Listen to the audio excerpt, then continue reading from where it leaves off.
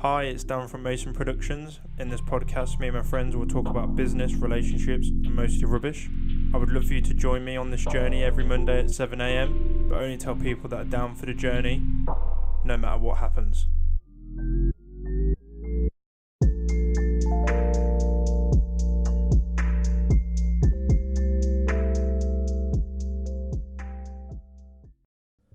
Hi guys, it's Dan from Mason Productions, And Tyler from Mason Productions. and today we are back in the studio, and I think we are today going to be talking about our mental health. We're going to be doing Yeah. an update on our mental health and being open and vulnerable. There might even be tears, I don't know.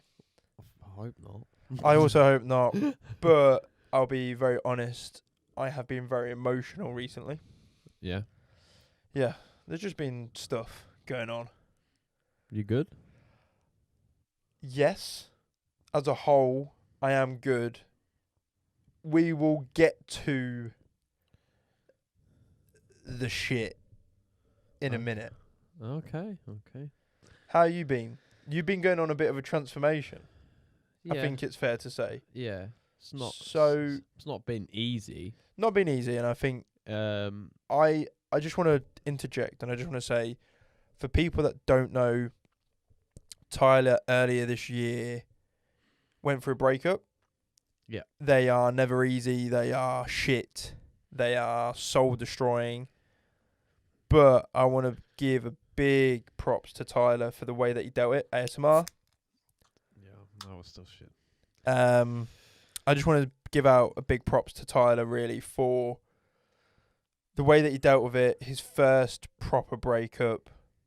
Don't get me wrong, there was ups and downs, but there is with everything. And I think overall you've come out of it a better person, and I think you've learnt some things that you know not to do and what to look out for and sort of things like that. So I've Yeah. learned a lot from it, and I'm thankful it happened now. In terms of the whole thing. at the time, obviously it's painful and it hurts, and Yeah. we don't know how to deal with it. But like that, I think you've. How is that? That looks one is not in- as sweet. That one tastes good.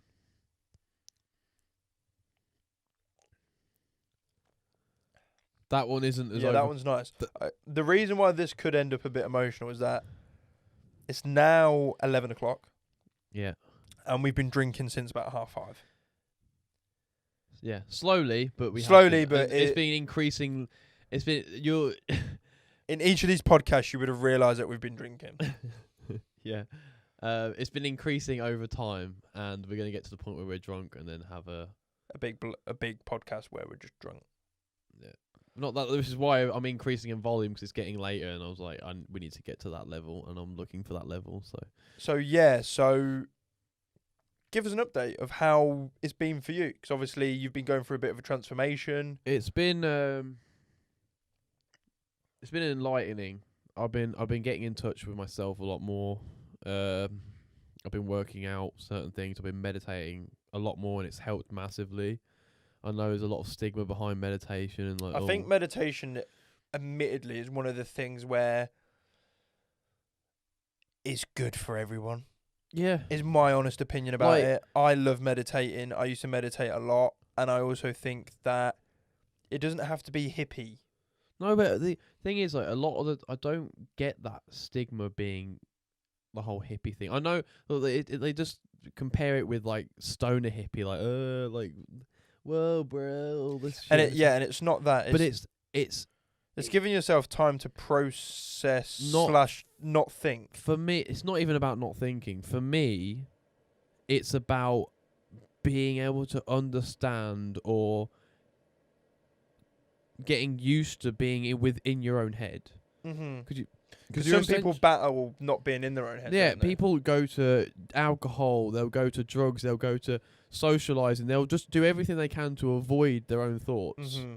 That's a big thing, to be fair. You are right there. And it becomes they're just a long standard coping mechanism, and they'll just shove it down and ignore it, and it just makes them sick. Mm. Whereas meditating, like for me, I mean, I've even got to the point where because I used to meditate a lot with guided stuff or like with kind of stuff in the background, but even now, Like just recently, I've been sitting outside because it's been beautiful, and I've just sat in silence for 20 minutes, and I don't look at my timer for 20 minutes, and I battle my thoughts.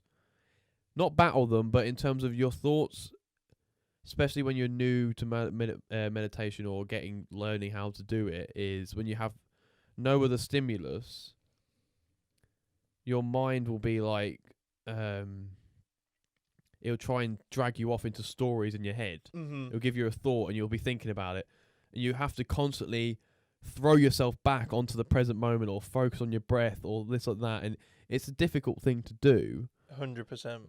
But I do think it's worthwhile doing that. you have such a sense of peace and clarity. And I think that if there is one thing that we could both recommend, it would be meditation of some sort, guided, non-guided. Absolutely. Or just having the time just to think for yourself. You have such a better mental clarity. You can control, and one thing you get good at understand. You get good at self-reflection and checking, like realizing your own emotions coming up and being aware of. That's the biggest thing. You're being aware of everything, and when you're aware of it, it gives you time to think about things and then react rather than just act on emotion and just going like for example, if and overall I've just been doing things to help myself become happier and understand who I am, and not only that but like just build my own self-confidence, because there's a point where, and I'm still not quite there, but my self-confidence is terrible.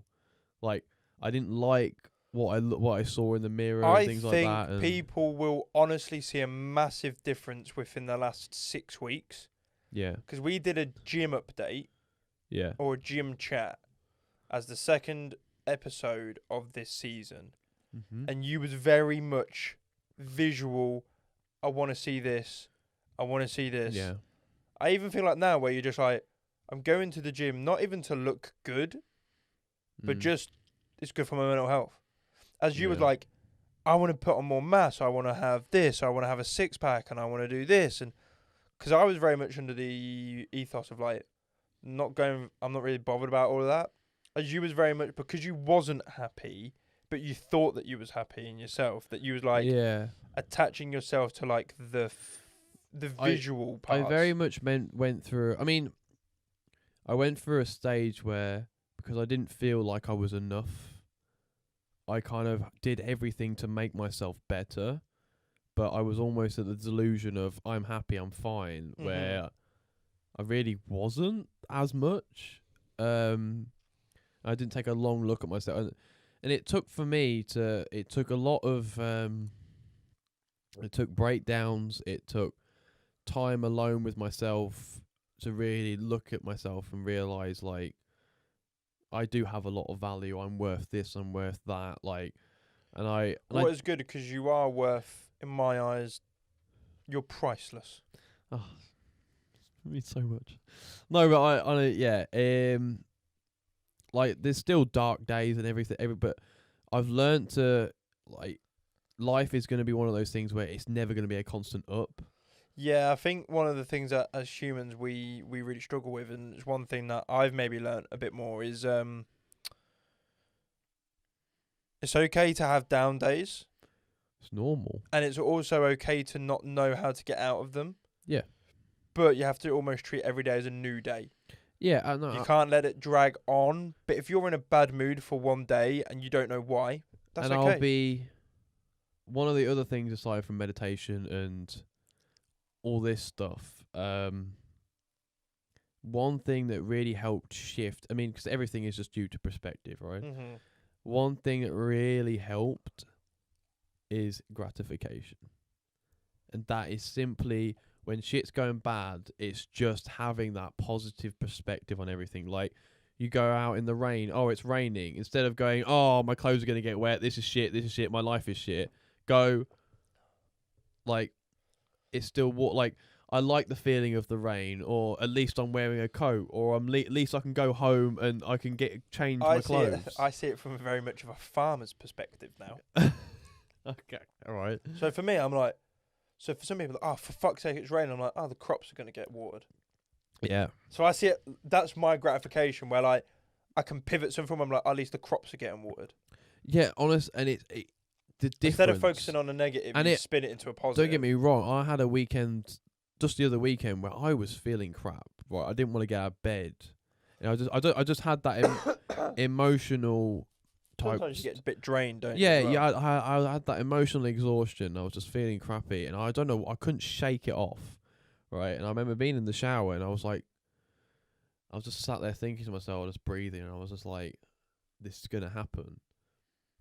You need things like this to remind yourself how grateful you are when things go well. And I'm just sat there like, sometimes on your way forward to being a better person, you forget how far you've came.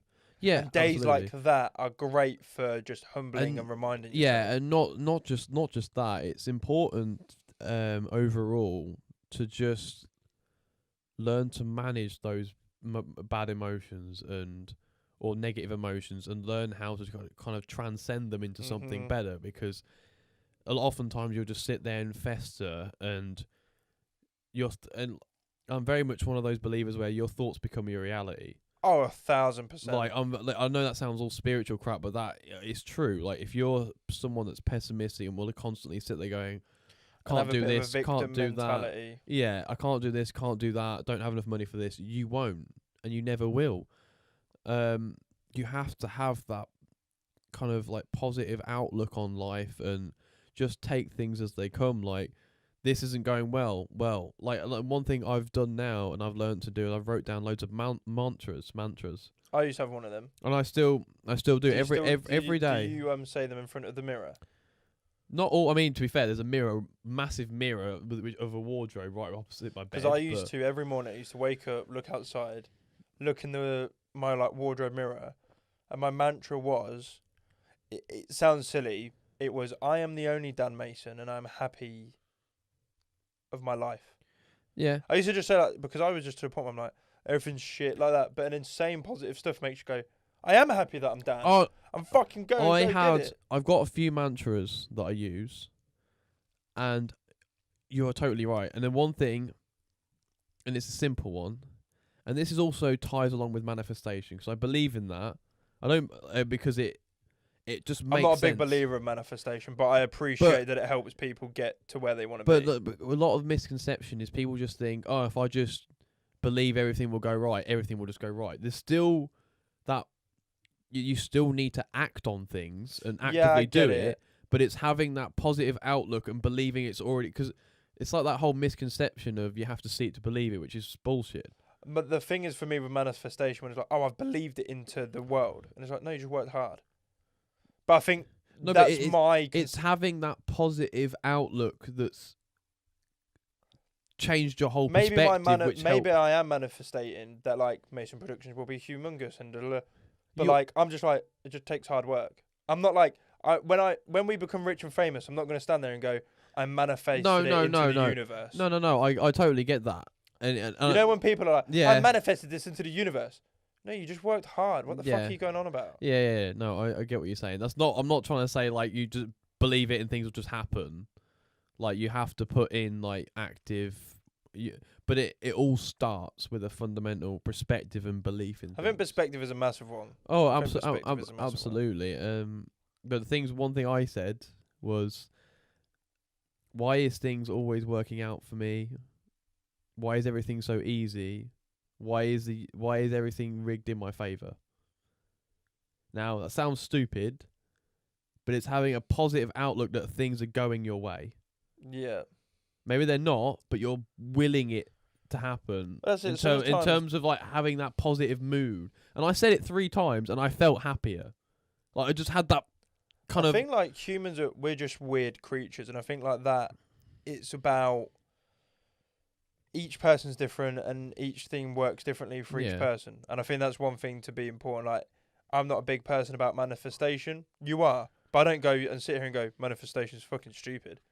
Yeah, no. I let you, like, for me, I think I have my own opinions on it. Everyone has their own strategies to get through things. Or and overall, the most important thing is, if you're content, happy person that's growing, becoming who you want to be and doing what you want to do, that's all that matters. Mm-hmm. Like, I don't. It doesn't matter if you have to believe in some mumbo jumbo. But like I said, it's all perspective on things because people are going to believe. Some people believe in star signs and Crystals. believing that you have to be with a compatible star sign Star signs and crystals. and crystals and things like that. But I never, as much as I find things funny in my own perspective, I never like to judge. I always It's a bit like not kink shaming. Okay, no, that's true, but there is some kinks where I'm like something must be wrong with you. No, mate, I totally agree with you. But you know, like, where they're like, don't kink shame. That's kind of like it's the same principle where like just let people crack on with it. Yeah. I'm all for that, but I mean, there's don't kink shame, and then there's kinks where You don't have to explain, bro. I get it. You want to be locked in a cage and nearly drowned. Where We're gonna skim over that because that was very, very, very specific. Because it was the only one that came to mind where I know that Very goes over the specific. top. Very specific. We're gonna ignore that. When I see the cage in your bedroom next time, I'm just gonna ignore it. I wasn't talking from personal experience. But okay. no, like that. I think you've been. It reminded me of the, 1,000 Ways to Die. Oh yeah. It reminded me of a death where a kink involved a guy dressing up as a baby. Oh no. That shouldn't be Anyway, a thing, man. Anyway, so yeah, you've been on the transformation. You've been doing well. yeah. How are you? I feel like you got things to say. I got shit to fucking say. How are you doing, bro? So if I just list them off and then you can dissect them. Okay, cool. So one thing that probably people don't know, and one thing that has been really difficult over the last sort of few years has been I'd never lost anybody in my family. Mm-hmm. I then lost my nan, Yeah. and then I lost. So before my nan, there was a friend. Yeah, I know what you're talking about. He was. We were close, but we weren't mega close. His name was Charlie.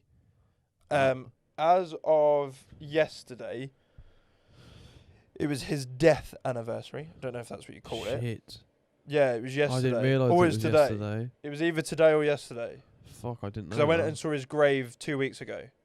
Oh, shit. Because I still go down and I say... I don't even know where he's buried 'cause I wasn't invited. We'll go to there it. because I want to say... I'm weird when I see... Like, when I go to a graveyard... No. We'll go tomorrow because I want to go see him because I'm pretty sure it was today. Yeah. That the Friday, as in Yeah, today. yeah. Pretty sure it was today or it was yesterday. But like, Fuck. so he passed away. I'll just put it as blunt. Like we won't go into the ins and outs. Yeah. He passed away during lockdown. Then like that hit hard because he was somebody our age, somebody that was just so lovable. We used to go to the gym with each other. We'd been to parties together with there's photos of me and him like at parties and stuff. Like we just got on really well. Then so he died in the May, and then like I think it was like in the July, August, my nan died, and then a year after, so like 18 months later, a day apart, my good friend Matthew. That's who I thought you were talking about originally. No, so Matthew, he we kind of knew that he wasn't ever gonna live an adult life, but we thought he would get a lot older than what he did. He suffered from like nocturnal epilepsy. He had gone through so many operations and basically was a guinea pig for a lot of things. But he then passed away, and then so it was weird. So he passed away, but he was found a day later. And then my uncle died on the day that I got told about Matt. So it was a Saturday. Sarah had gone to Thursford with her mum, dad, family. I stayed at home. I got a phone call from Kieran, what is Matthew's brother, to say that Matthew had passed away last night. So I went and saw Kieran and we had a chat. You know, me and Kieran, like, he's one of the ushers at the wedding. Like, he'll always be a great friend of mine. And then I got home and I was just, moping about. Then at midnight, somebody knocked on my door. Because of my past, I thought it was, something bad. So I thought somebody was coming to rob us or coming to attack us.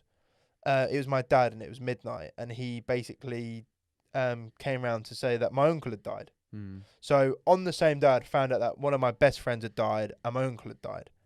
So within the space of like 18 months, I'd lost like 4 people. Or like the space of 2 years, I'd lost like 4 people. And pre that, I'd never lost anybody that was like close to me. Yeah. So like my nana's sister passed away, but I'd only met her once at like when I was like 3. Yeah. So I didn't have that personal connection. So that's been going on, and that's been a struggle in itself, really. Like during this time, I'd had then like antidepressants and then like other bits and bobs. So we've covered that in the previous sort of episode, but that's sort of what's been going on.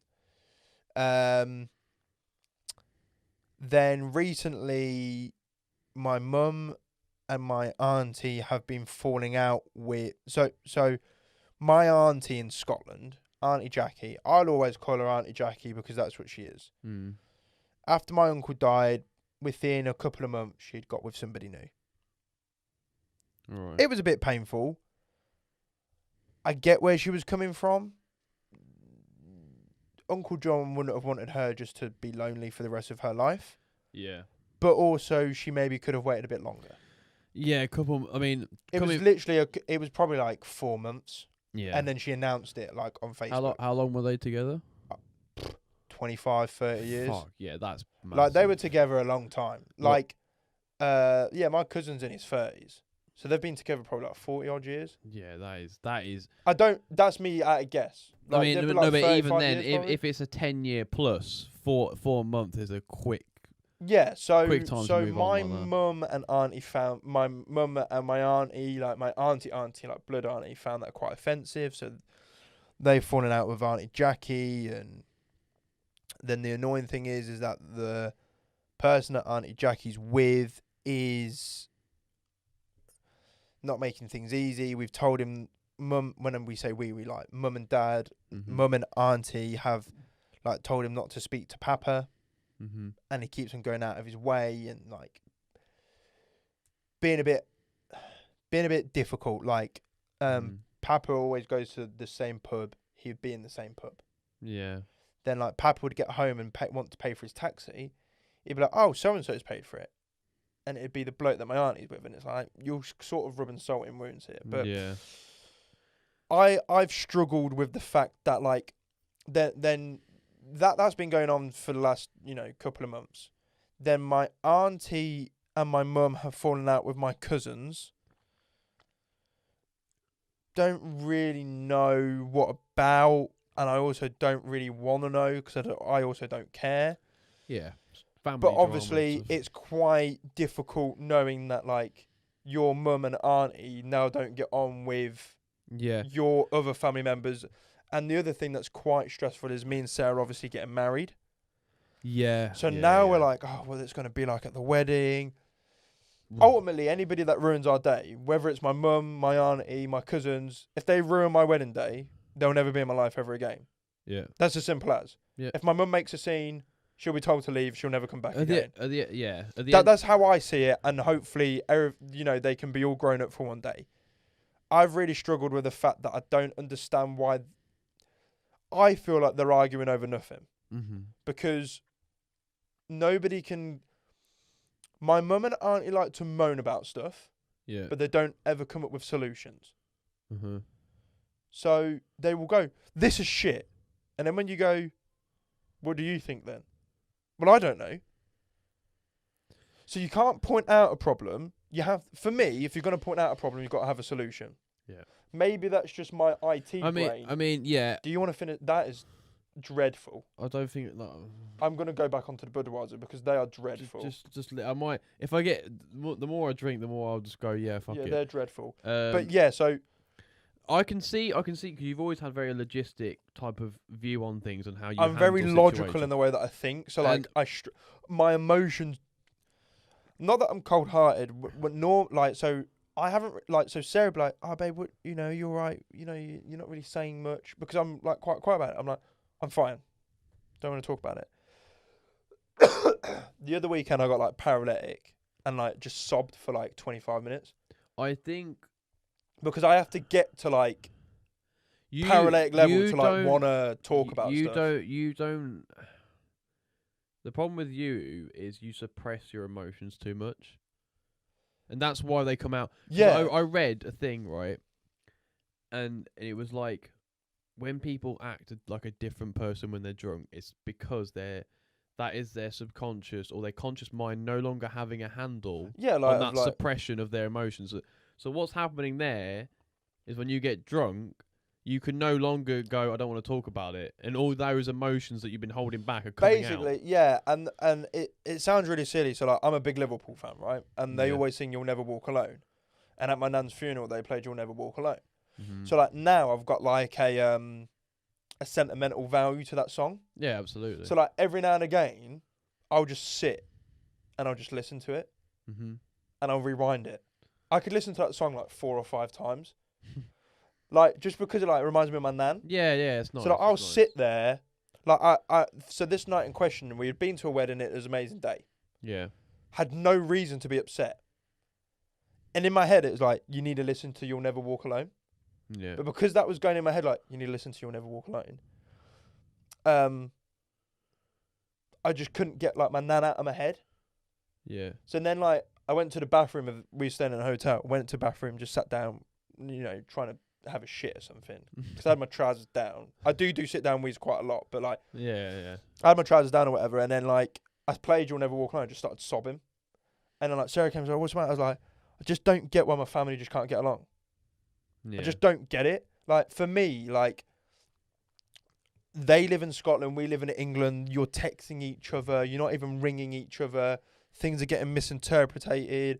They're getting fucked off because in their eyes, Mum left Scotland, so therefore she has no right on what people get to do in Scotland. And It's- I can see it from like both sides, but it's- my mum just and my auntie just can't. Ultimately, it's petty squabbles. But it's got to the point where like it's no longer petty squabbles. It's Yeah. like they're arguing about legitimate stuff, Mm-hmm. but they're being petty about it. Yeah. So like you haven't gone to go see Papa in 4 weeks, right? Yeah. But so Nana passed away. Papa's by himself. He's capable, but you know he needs a little bit of help. Mm-hmm. Sometimes his milk has gone off. Mm-hmm. He needs new milk. His bread's gone off, or he needs help with the washing, whatever. He's 80 something. He's old. Yeah. They haven't gone seen him. The woman that goes round and sees him is one of my auntie's friends. She's not even blood. Mm-hmm. She's just a friend. She gets his rolls every morning, gets his paper every morning. And it's a bit embarrassing because you're like, I've got all this family up in Scotland and none they of them. all, so it's a place. It's all on one big council estate. Wow. So everybody lives within like Wow. 30 yeah, seconds of each other. That is bad. Yeah. Bar like the male cousins, they live like 15 minutes away. But even like, so, The girls, one of them lives 30 seconds up the road yeah. and the other one lives a minute away. You can walk to them within a minute. Mm. And they don't go see him. They walk past his house and they wave to him, but they won't come in. Okay. Yeah. Then that's bad. So like that frustrates me. But and then like I then think about my other nan. So like on my dad's side, yeah. Nana Mason, and I don't go see her as much as what I probably should. No. And then you're like, I feel guilty because I'm moaning at them for not going to see Papa. yeah. But I don't go see my nan who lives 25 minutes away. And then like when I go round my nan's, I always end up doing jobs because it's kind of what I go around there to do. Like I went round there and cleaned her fucking gutters out. Yeah. But like I don't go see my one nan who lives 25 minutes away. But and then like I'm getting upset because you're not going to go see Papa. But and then I only live 25 minutes away from one nan and I don't even go see her. So it's like a bit of a conflicting. I can sympathise loads with that because I have my own family shit and I really understand. Like a lot, there's a big thing about like my gran not saying like no one comes round to see her. She lives on her own and shit like that. And my uncle, my dad. I mean, my aunt probably sees her the most, but now that it's not as bad now. Like every Wednesday, my gran goes round and my mum cooks for them. She has dinner with my family That's what's nice. every Wednesday. But same with you. I'm a little bit like that in the fact that my nan is probably a 5-minute walk away. Yeah, but you just The main time you're just busy, ain't you? the ma- That's the thing. I'm so engrossed in my own little world, my own shit going on and it's sad to say, like I don't make time for her. Yeah, it's fucking. But it's, even what's that said there? That's probably got to the 30-minute mark limit. Yeah, it is 30-19. But that went on a lot further than I thought it Yeah, was going to go. we'll literally just hit record and we won't even have a break. Yeah, fuck it. There'll be a quick thingy in my camera, but just carry on talking. We're not even gonna. This is too flowy. Yeah. But for me, like even my nan, right? She asked me today. I felt a bit bad about it. She asked me today, like, if I could help move some stuff because she's taking some stuff round because my dad's gonna make a duck pond type thing. That is quite cool. And obviously I was coming here. Yeah. And I was like, well, I can't really leave Whole Beach. I'm getting picked up, blah, blah, blah, blah. And, like, she messaged me at an awkward time. But then I think to myself, like, I'm the same as you. Main time I go around my nan's is to do gardening or help out. Yeah, but Don't get me wrong, I have a catch-up with them. But I even thought the other day, because I go to coffee shops a lot, and I'm like, why don't I just invite my nan to come for a coffee with me? Yeah, see, that's it. Like, And I'm going to do that more because, like, obviously, with giving their age and stuff, they're not going to be about for And for this is the ages. thing that, like Nana Mason, I'm quite lucky. She's a young Nana. Yeah. She's not even 70. She's like 69 or something. Oh, wow. So it's like I'm quite lucky that I've Yeah. got I'm gonna have a touch wood a long time with her. Mm-hmm.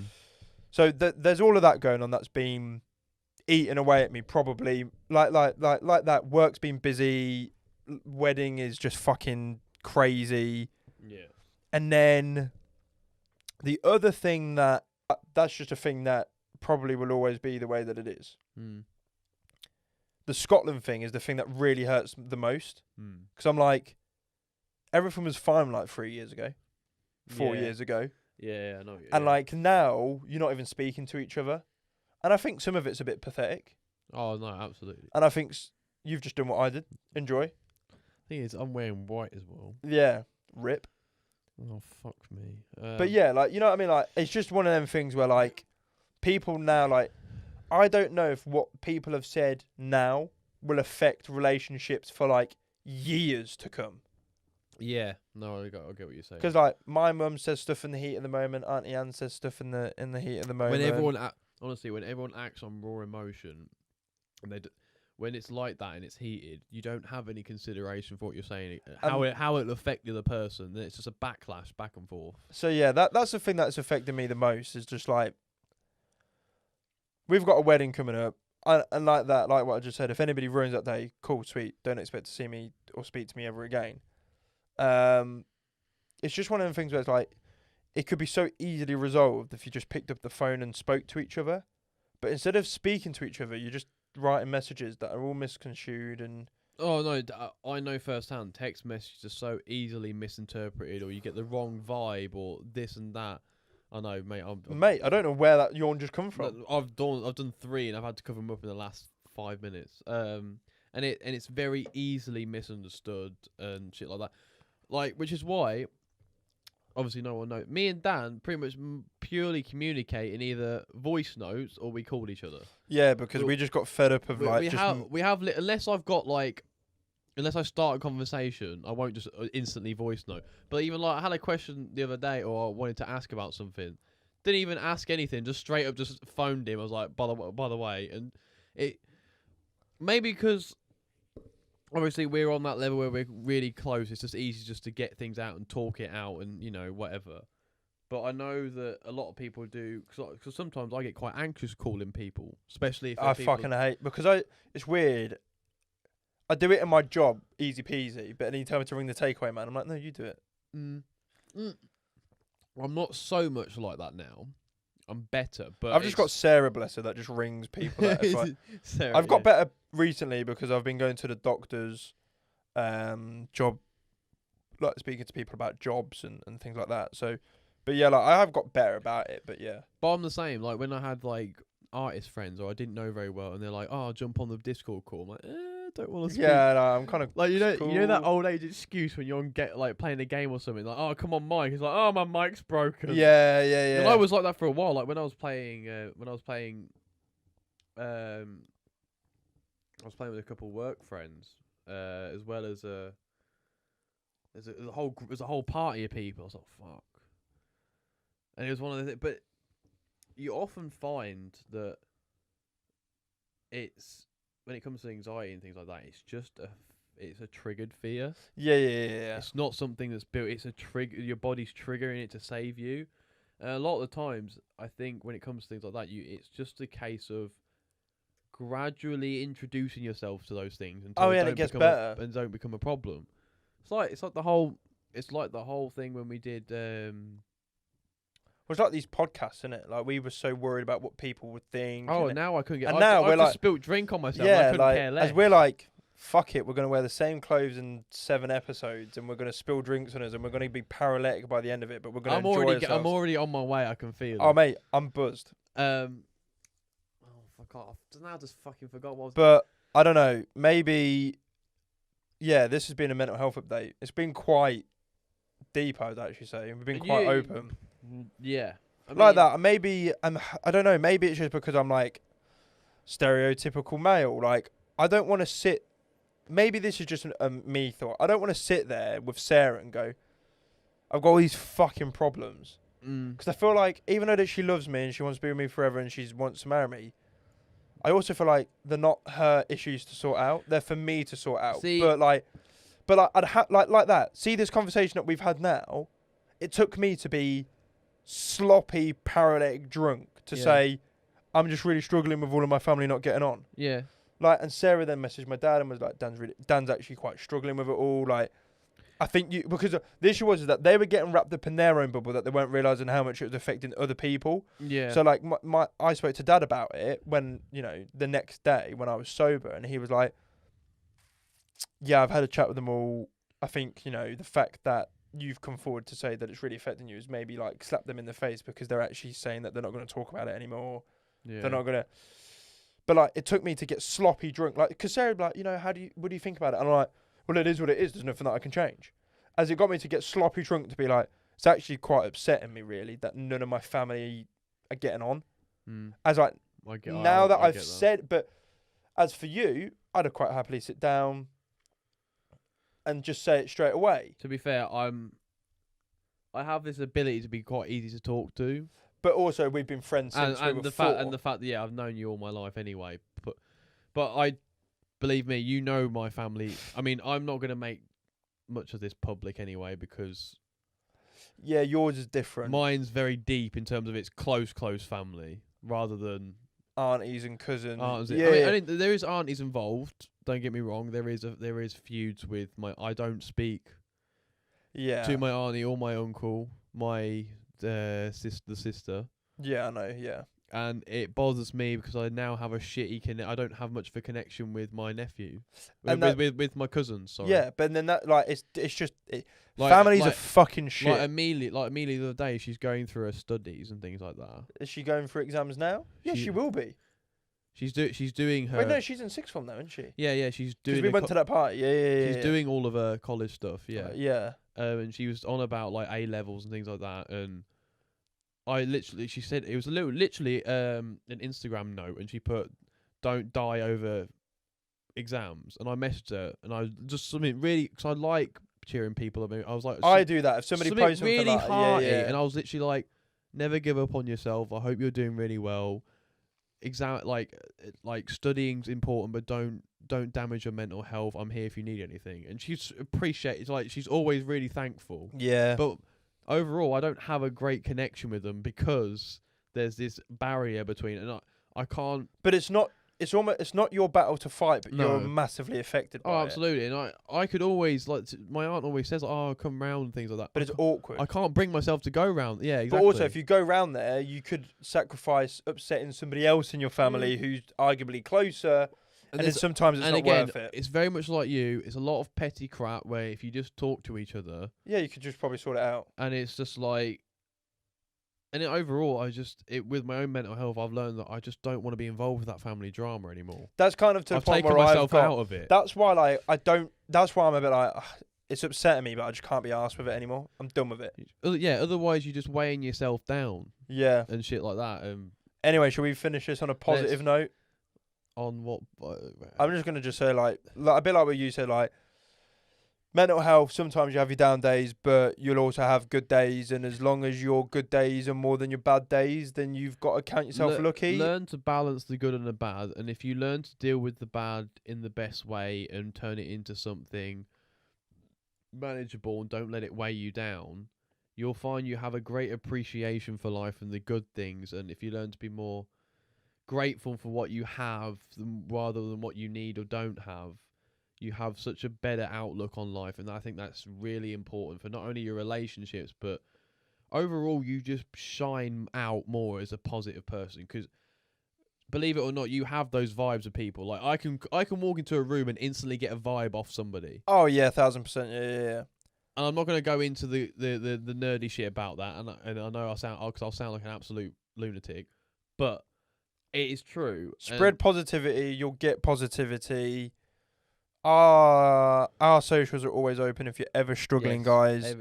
Like that, just DM us, ring us on Instagram or whatever the fuck it is. Just drop us a message. Our DMs are always open. And like that, if you guys want to help with our issues, then just drop a message as well. And maybe we can have down for some positive comments. Yeah, maybe we can just have a chat about some other things. Yeah, like, and we'll go from there. Even if it's just discussion about if you've been through something similar or something like that, that would be really appreciative. It's totally fine because we're all down to talk to people, like meet new people and whatever. So, as Dan said, we're always available to be your free therapist. Yeah, I'm really want, good at advice. Tyler probably knows more than anybody. I'm great at advice. Dan's very much the answery person, and I'm more the empathetic, and I'm a good listener, and I listen, but I'll just tell you sometimes what you might not want to hear. Yes. Anyway, true. Anyway, yeah. Cheers. Wait, and before we leave, let's just make a toast to Charlie. To Charlie. Let's make a cheers then. And we'll catch you guys in the next video. In the next one. To Charlie. Peace.